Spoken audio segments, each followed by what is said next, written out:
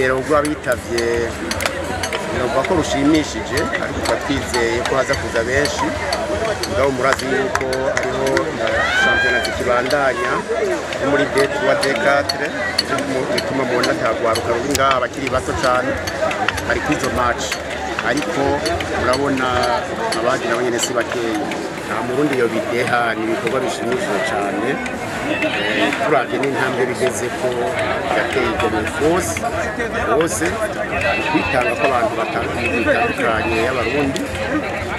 natwe twagera gufatikanya nabo uno munsi nk'uko musanzwe mubizi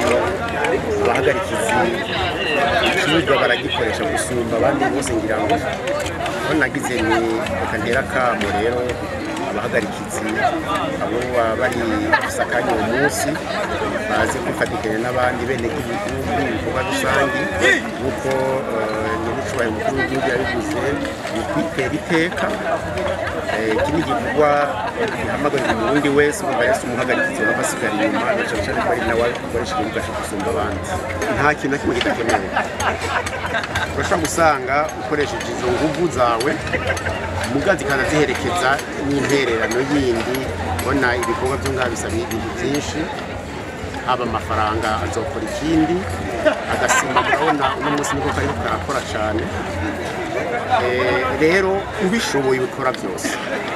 ariko bidashobotse naho mwazana izo nguvu kuko murabona ibikorwa biracari byinshi hanyuma ukifatanya n'abandi ibikorwa bigatera imbere rero ku ruhande rero rwacu twatanze inguvu bongera rero tuza duherekeje agakemanyi kangana n'imifuko 100 uko tungana benshi dufise urwaruka baciga ariko bagerageje ugaprime bahora baronka barakambakamba barumva kamo twabateye barahise baraza baraterera niho habereye imifuko